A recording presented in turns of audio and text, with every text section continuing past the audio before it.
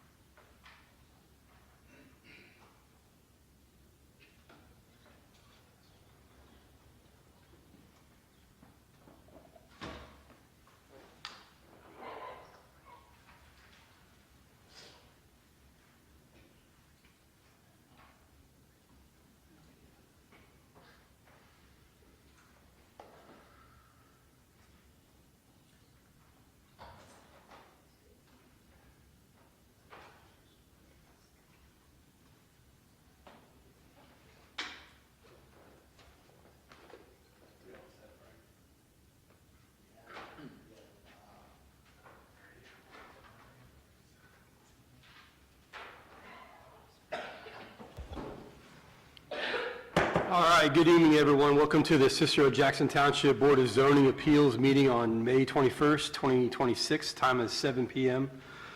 We're going to start with a roll call of members present. My name is Scott Bukowski. Mike Berry. Present. Let the record show that Mark Thomas is absent, and let the record show that Steve Zell is also absent. Harrison Masani. Present. Our legal counsel, Mr. Aaron Culp. Present. And our planning director, Frank Zawatsky. Present.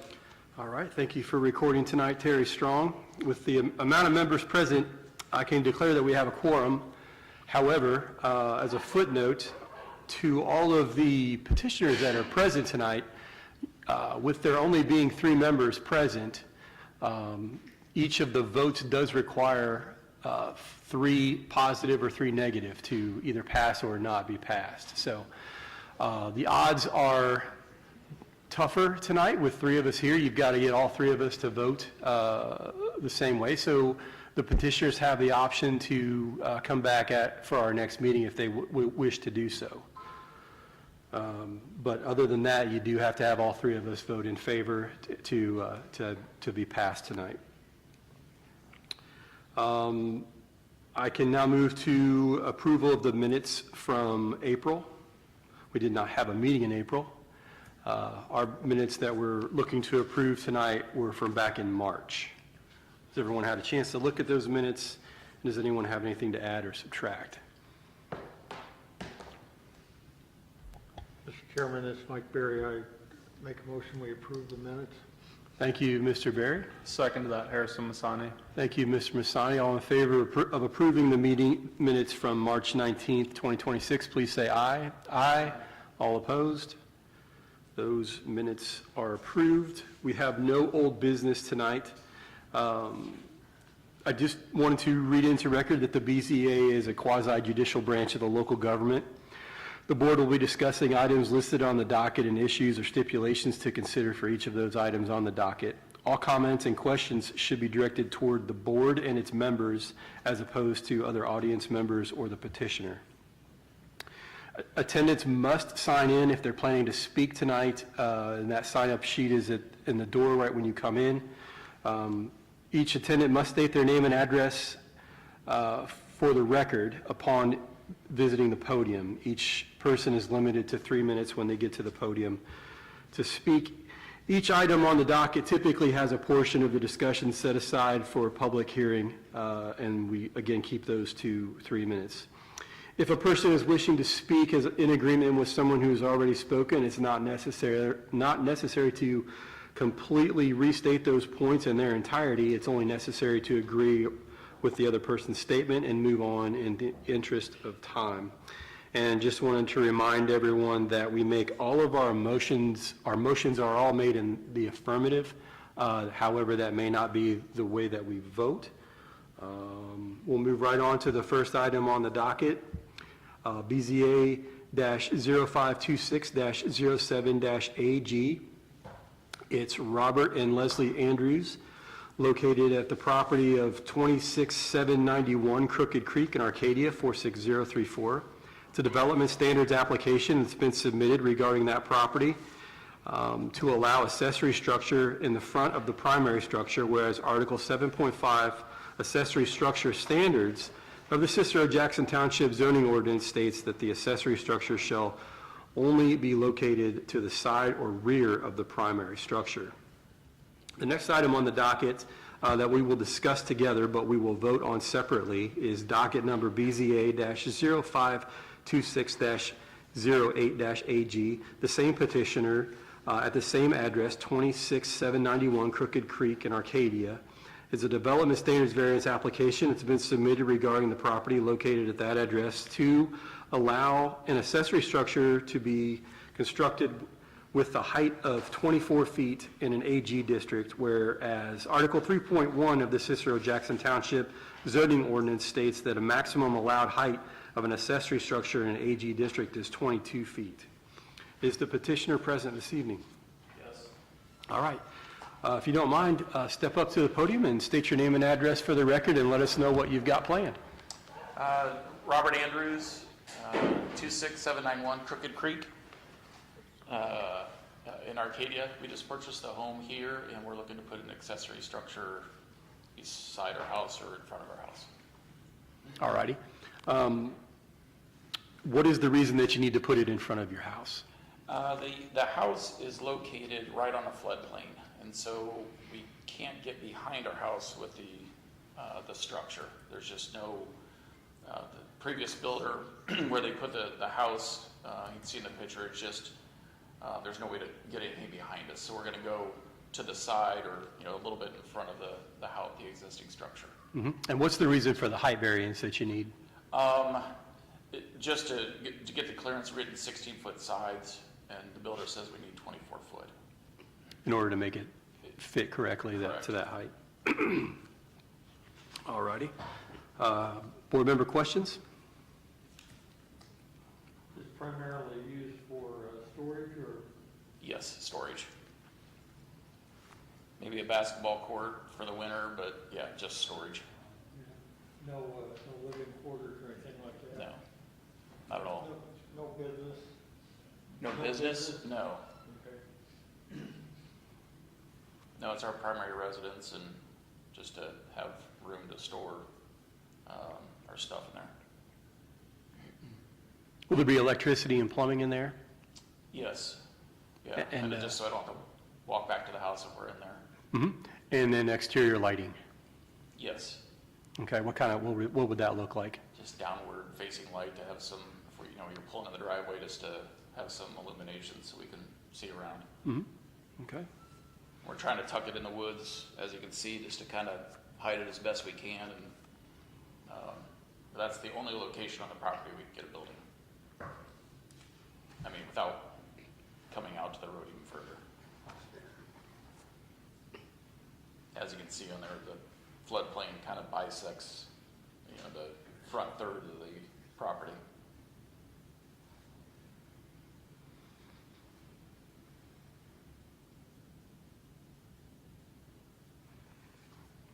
All right, thank you. Any other board member questions? All right, folks, thank you very much. All right, thank you. And with that, I'll entertain a motion to open these two items on the docket to the public. So moved, Harrison Masani. Thank you, Mr. Masani. This is Mike Berry, I second that. Thank you, Mr. Berry. All in favor of opening to the public, please say aye. Aye. All opposed? Okay, the public hearing is now open. If anybody would like to speak to this item on the docket, please step up to the podium and state your name and address for the record. Let the record show that no one's approaching the podium. Mr. Chairman, Harrison Masani moving to close the public comment. Thank you, Mr. Masani. Mr. Chairman, this is Mike Berry, I second that motion. Thank you, Mr. Berry. All in favor of closing this portion of the meeting to the public, please say aye. Aye. All opposed? Okay, public hearing is closed. We heard minimal lighting, we heard no business, we heard plumbing and electricity, we heard no living quarters, and the reasoning is because of the floodplain and the position of the house that was built before they were there. So I think all that's left to do is ask them to go ahead and approve the barn and have them move the house in front of the barn, and we'll be able to move forward. Is everybody in agreement with that? Other than that, I'll entertain a motion to approve. We'll have to vote on these separately.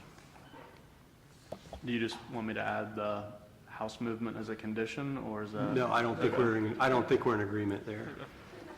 Mr. Chairman, Harrison Masani moving to approve docket number BZA-0526-07-AG.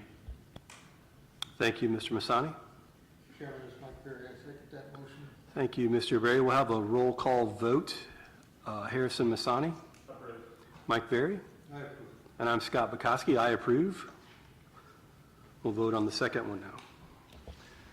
Mr. Chairman, Harrison Masani moving to approve docket number BZA-0526-08-AG.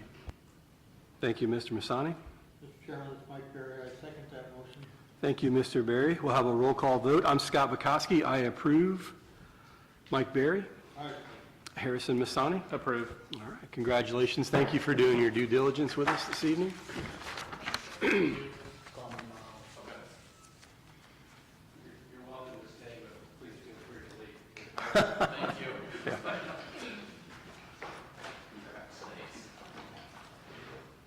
All right, we'll move right along to the second two items, the same petitioner. Again, docket number BZA-0526-09-AG, Jason and Lindsay Bunch at 5355 East 225th Street in Noblesville, Indiana, 46062. Development standards variance application has been submitted regarding the property located at the aforementioned address to allow an accessory structure in front of the primary structure, whereas Article 7.5 accessory structure standards of the Cicero Jackson Township zoning ordinance states that an accessory structure shall only be located to the side or rear of the primary structure. That's the first one that we'll be speaking about. The second one is docket number BZA-0526-10-AG, the same petitioner at the same address for a development standards application that's been submitted regarding the property located at 5355 East 225th Street in Noblesville, 46062, allow an accessory structure to be constructed with a height of 28 feet in an AG district, whereas Article 3.1 of the Cicero Jackson Township zoning ordinance states that the maximum allowed height of an accessory structure in an AG district is 22 feet. Is the petitioner present this evening? Hi there. Hi. If you don't mind, just state your name and address for the record. Let us know what you've got planned. Yep, Jason Bunch, 5355 East 225th Street, Noblesville, 46062. Very similar situation with septic and current position of house. Hinkle Creek runs behind our house, so floodplain. We kind of have one spot to be able to put the barn, which puts it in front of the front line of the house. Height has to do just with kind of trying to keep the character of the home, and then for boys to be able to shoot basketball hoops in the winter so they can get out of my house. All righty. Thank you for that. Yep. Board member questions? Is there a chance, and maybe Frank, you have to help, could you pull up GIS, and then would you mind just pointing to where it goes? Okay, cool. Yeah, I can do that. It's not that it's going to change my opinion, I just can't visualize it. Yeah, no. That will definitely help.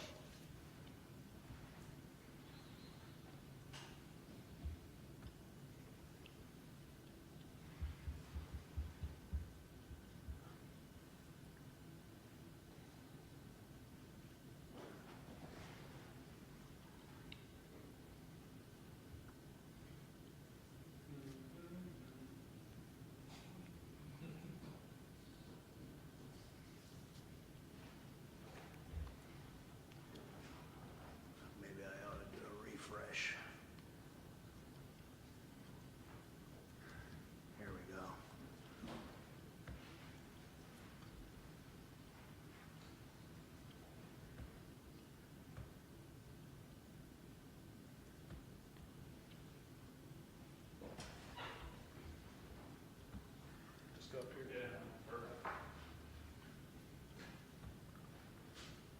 Nope, not that one. Heck, they changed the GIS. Yeah, I hate it. It's different now. Here we go.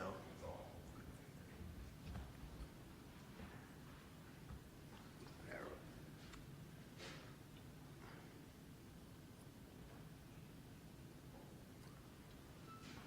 So the plan is here, because there's septic fields here, and then floodplain behind the house here.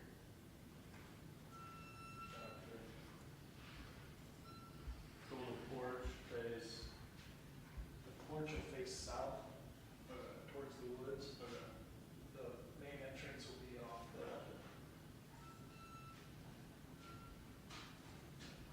Thank you. Yep.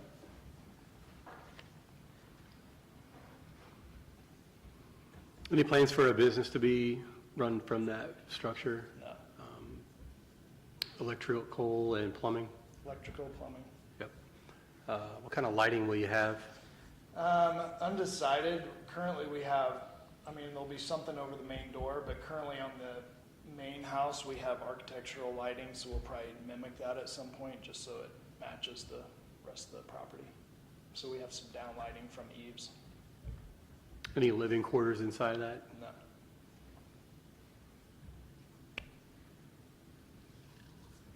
All right, anything else, guys? All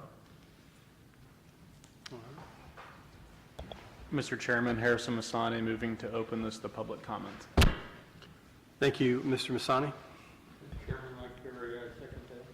Thank you, Mr. Berry. All in favor of opening these two items on the docket up to the public hearing, please say aye. Aye. All opposed? Public hearing is now open for these two items on the docket. If you'd like to speak to either one of these items, please step up to the podium and state your name and address for the record. Hello, I'm Doug Lehman, 5375 East, 225th Street, so right next door. And again, talked to Jason. We're obviously neighbors. We get along. I have no problems with either ordinance variance that needs to take place. The lighting, I'm sure everything he does will be fine. My only concern is if there was so there wouldn't be any lighting like high on, east facing, because that's where our bedroom is. But on the front side, south side, west side, yeah, and then we're all good there. So again, since there's only 3 of you tonight, I hope you approve it for Jason and his family. So you think the placement there is going to maybe be a buffer for you? Yeah, we actually have the row of pine trees between us now, and they're pretty much going to block everything anyway. So I think we don't have any problem with it. Okay. So now we're surrounded by pole barns. So Yeah. but that's no problem because we obviously have a barn ourselves. So Yeah. just wanted to state that for the record. Thank you for coming tonight, sir. Your opinion is important to us. We appreciate it. Anybody else from the public wish to speak tonight? All right. Mr. Chairman, this is Mike Berry. I make a motion to close the public hearing. Thank you, Mr. Berry. Second to that, Harrison Masani. Thank you, Mr. Masani. All in favor of closing the public hearing tonight for these two items on the docket, please say aye. Aye. All opposed? Okay, the public portion of the meeting is closed. Stipulations. Doesn't sound like we need to add the lighting piece. It sounds like it's pretty good agreement, so I'll entertain motions to approve. Mr. Chairman, Harrison Masani, moving to approve docket number BZA-0526-09-AG. Thank you, Mr. Masani. Mr. Chairman, this is Mike Berry. I second that motion. Thank you, Mr. Berry. We'll have a roll call vote. Harrison Masani? Mike Berry? Aye. I'm Scott Bukowski. I approve. Move on to the second one. Mr. Chairman, Harrison Masani, moving to approve docket number BZA-0526-10-AG. Thank you, Mr. Masani. Mr. Chairman, it's Mike Berry, I second that. Thank you, Mr. Berry. We'll have a roll call vote. I'm Scott Bukowski, I approve. Mike Berry I approve. and Harrison Masani. Approve. All right, congratulations. Thank you. Move on to the next item on the docket is the BZA-0526-11-R3. The petitioner is Michael Northcutt, and the property address is 120 Morris Landing Drive in Cicero, Indiana, 46034. It's a development standards variance application that's been submitted regarding the property located at the aforementioned address to allow a 10-foot encroachment into the existing drainage easement, whereas Article 7.21 Fence and Walls, FN, of the Cicero-Jackson Township zoning ordinance states that fences and/or walls be permitted up to the property line or easements. Fences shall not be allowed within any utility or drainage easement. Is the petitioner present tonight? Yes, sir. All right. If I may, before it moves forward, the petitioner came to the Cicero Town Council and obtained permission from the town council contingent on the BZA's approval to put that in the easement. Thank you, sir. Thank you, Aaron. So go ahead and tell us what the situation is. So we are putting an above-ground pool in, which you need a 5-foot barrier around. So we were going to do a fence. We back up to the cemetery. We were just planning on putting the fence in line with all of our neighbors' fences. Come to find out, everybody is at least 20 foot into the drain easement, if not into cemetery property slightly. My shed is also, I did not put the shed in, it was there prior.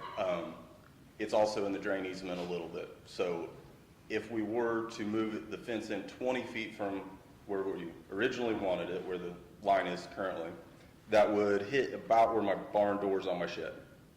So then I would really have to move my fence up closer to, and we're kind of measuring, so I would have to move the fence to the other side of my shed, which is basically intersecting, cutting my yard in half. So the compromise that the town council was good with was coming in 10 feet so I could keep my shed inside the fence.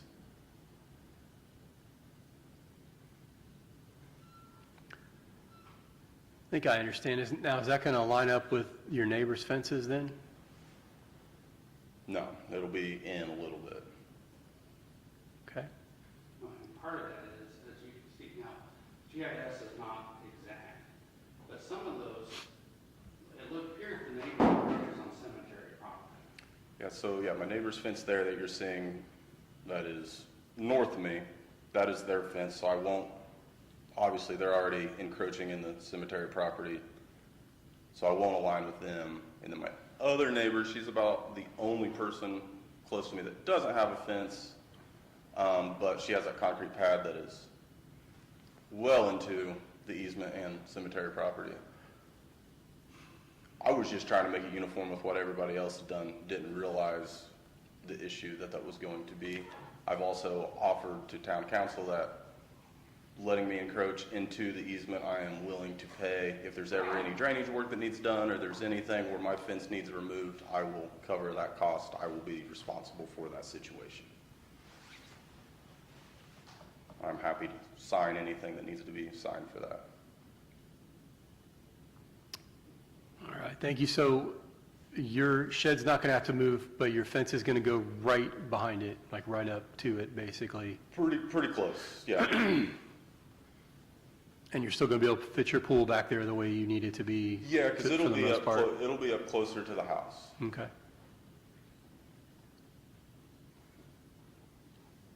But it's like outward barn doors, so, they do come out just a little bit further, so that's all the clearance that I would need is just enough for the barn doors still to be able to open.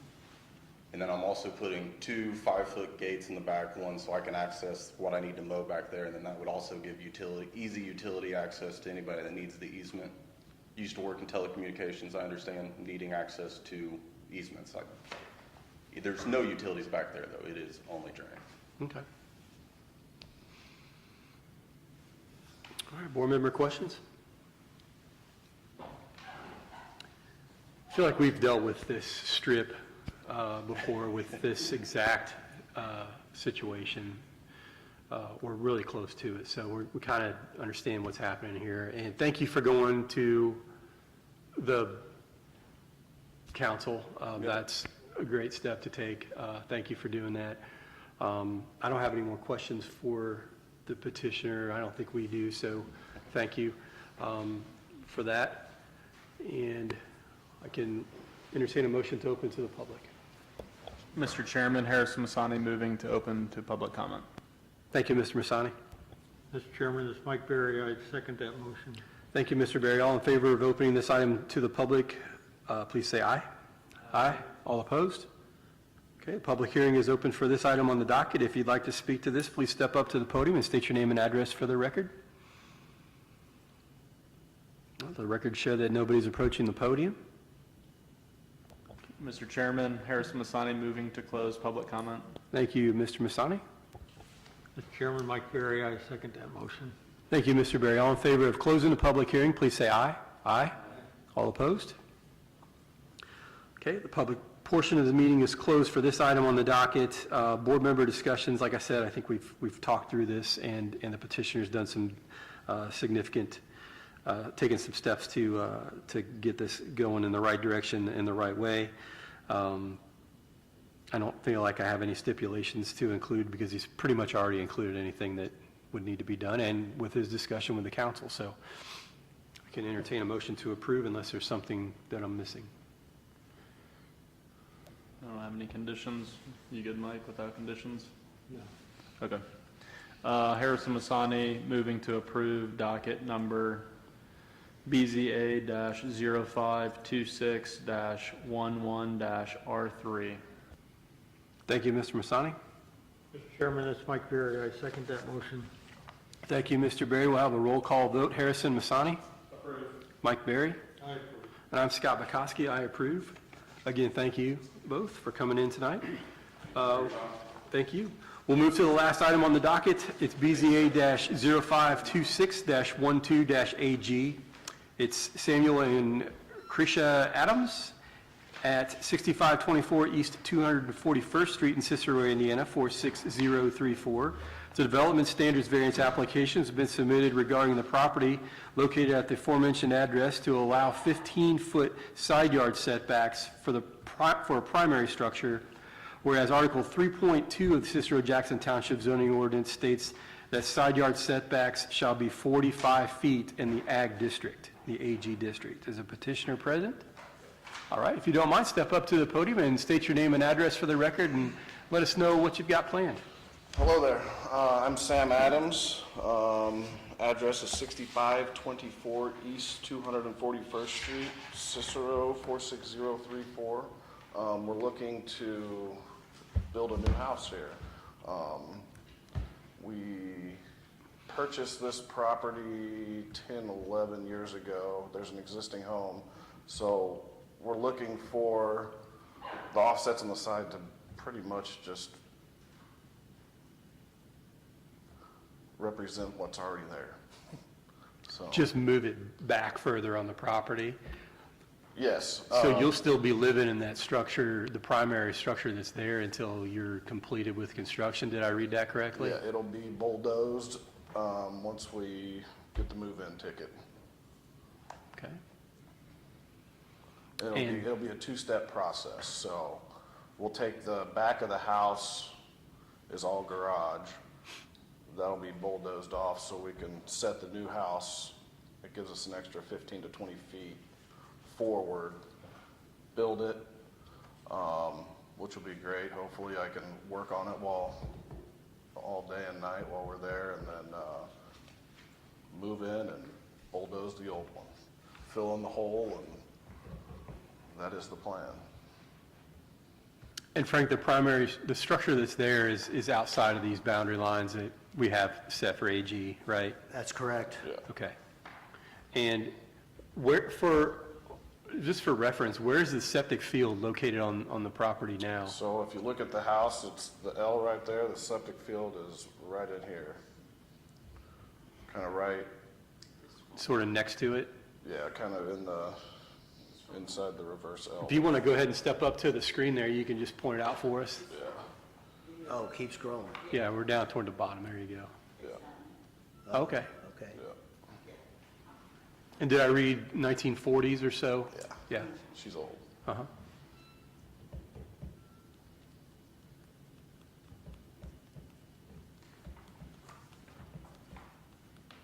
Board member questions? I haven't got any either.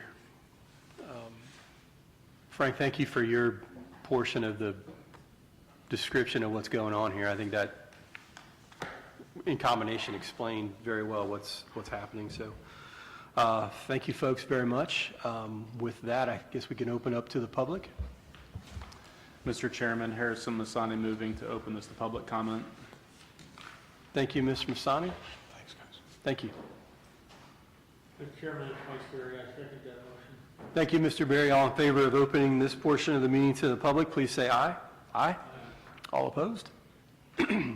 Public hearing is now open for this last item on the docket. If anybody would like to speak, please step up to the podium and state your name and address for the record.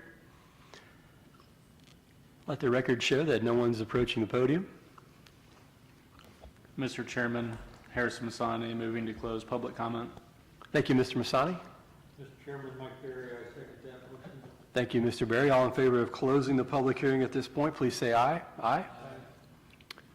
All opposed? Okay, the public portion of the meeting is closed for this item on the docket.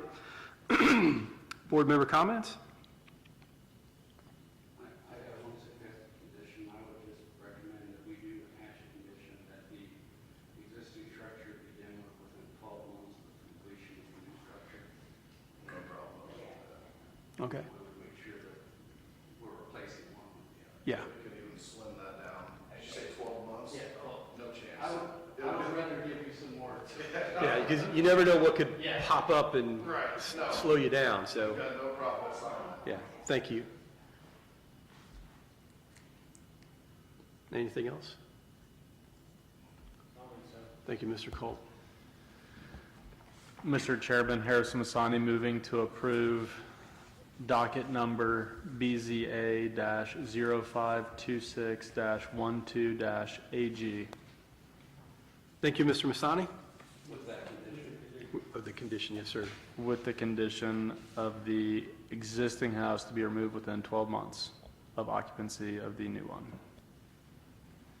Thank you, Mr. Masani. Mr. Chairman, it's Mike Berry. I second that motion. Thank you, Mr. Berry. We'll have a roll call vote. I'm Scott Bukowski. I approve. Mike Berry. I approve. Harrison Masani. Approve. All right, congratulations, sir. Thank you again for coming in tonight. We're going to move right along to the Plan Director's report. It's in our packet. Good evening, BZA. I have pulling up here in very short order the latest direction of the Plan Director's report. This is for April of 2026. Permit revenue for the month of April 2026 was $7,521. Brings us up to a year-to-date of $42,011. At the same time last year, April of 2025, we were at $5,214 for the month and $14,652 for the year. That's a difference for the month of April, a plus $2,307, and a plus for the year of $27,359. We issued a total of 44 building permits for April 2026. 30 were for within the corporate limits. No new homes there. We issued another 14 out in Jackson Township, one new home out there. We also issued 6 right-of-way extensions this month. Estimated cost of the projects permitted was $956,869. In other news, we paused Frontier installation on 2 permits to allow the utility guys to keep up with their spring tasks. Frontier has also agreed to use only the flush mount handholds. Some of them still have the little top on them. Those will all be removed and replaced with the flush mount. And they've already started on that. I also did do a little bit of further education last month and attended the HAN Suburban Housing Conference last month to discuss changing housing needs across the region. It's both interesting and informative. That's my report. Anybody have anything for me? Yes. I have a lot of questions. Hit me. Well, two. I'm not familiar with the extensions piece of that. What is that exactly? So we have a permit process where we can extend any building permit for a period of 3 months. Every right-of-way permit, which is a relatively new process for us, they're held to the same standards. Those permits are good for 4 months. So if their work is going to take longer than 4 months, then they do an extension. First one is for 3 months, costs $40. The second one for another 3 months costs $80. Third one and last one, give them another 3 months and costs double that again, $160. After that, they will need to reapply for a building permit again. Excellent. And I don't know what the handholds are. Can you explain that to me? Sure, I sure can. So everywhere that the fiber optic makes a connection or changes direction, they will install what they call a handhole. It's a flush-mounted 24 by 30-inch structure below the ground. The cables go into it. There's a lid. They can make their connections and do maintenance and stuff. And then they put the lid back on it and it's flush, but it's called a handhole. And then some of those are above ground. They're like monument-looking Correct. things. Part of the deal with Frontier on this project is any of their old infrastructure that is gone completely obsolete or is unused will be removed at the time of this new installation. Unfortunately, for a lot of these neighborhoods, there are several homes still on the old, what they call the copper system. So those old towers, they call them, will remain until those are completely out of use, out of service. You may not know the answer to this. Sorry, I got another question. There'll be a above-ground handhole across the street from one that was intentionally put flush-mounted. What's the thought process there? I don't understand that. Do you know? Well, yes, I do. So those they call flower pots. They're 11-inch circle. Those are where the individual home services will come from. So since they don't actually intend to dig in the yard again, what they'll do is they'll be able to take that lid off, make their connection, and then using minimal excavation methods like a trencher or a plow, which is one line. It's only 6 inches deep. They can install that with minimal damage to the property going forward. I guess my question is, at the time of the cable or fiber optic being laid in my neighborhood, across the street's above ground, and on my side it's below. Oh. I don't understand that, and you may not know the answer to that one, but. Well, yeah, I think that's what I was trying to explain was the individual services to the homes. At that point, we think that the invasive digging should be done. They're completely out of the right of way at that point, so they can do those connections without having to dig up the ground. But if it's flush mount or below ground, they will have to dig. So that's the idea of keeping just the service side above ground. Okay. I think that's all my questions. Thank you, sir. Welcome. I don't have a chairperson's report this evening, legal counsel report. I don't have anything other than I'm going to mention one of the things the General Assembly did. They attempted to pass legislation that would have taken away some local authority over the approving of residential subdivisions, especially higher density ones. That was beaten back, but they've enacted a report where we have to report to them on what we're doing to be pro-residential when we have to have a public hearing before the end of this year in front of the Planning Commission to look at our ordinances and look at what we can do to be more open to residential uses. The impression from the municipal side of things is that this is an effort by the assembly to collect data so they can then justify trying to do what they weren't able to succeed in doing this year, which is taking away some, they're saying there's not enough housing, and they're blaming it on local municipalities not approving things. And they're saying that in particular, lower density or higher density development is not being approved. And so they're trying to come up with ways to get this done.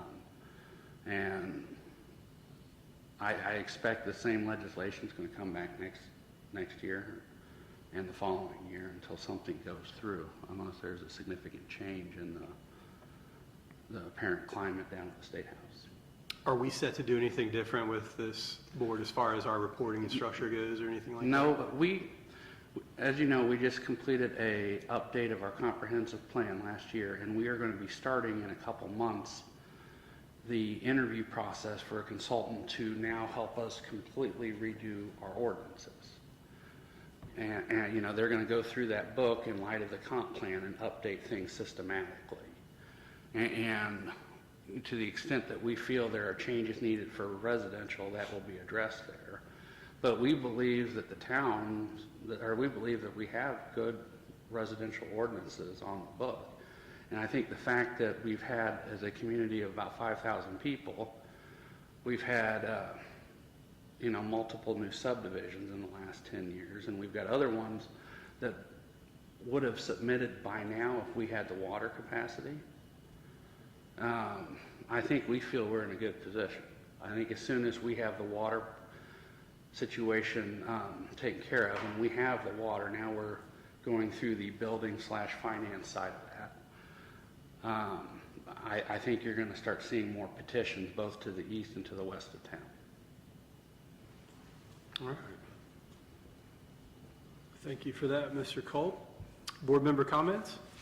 I was just going to add to that. I feel like part of it is there has to be land available too, right? Yeah. Which we cannot control at all. So that's part of it. And then the cost of land really drives the density, which I think I've heard from several neighborhoods that have come here, right? So. Well, and I do want to stress, in case somebody listening at home, I'm not talking about west of town out by US 31. I'm talking about immediately beside our border. And we know that because people have called and we've said we don't have water capacity. And we've gotten calls about immediately east of our border, and we've said the same thing. And so it's our impression that when that's solved, those people will be submitting.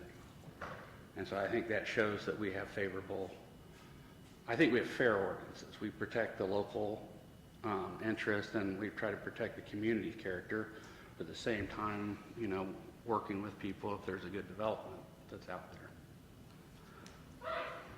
I absolutely agree with you. All right, our next planned Board of Zoning Appeals meeting is scheduled for June 18th, 2026. And with that, I can entertain a motion to adjourn. So moved, Harrison Masani. Thank you, Mr. Masani. Mr. Chairman, this is Mike Berry. I second that motion. Well, thank you, Mr. Berry, for that. All in favor of adjournment, please say aye. Aye. All opposed? Okay. Meeting adjourned. Good job. Thanks.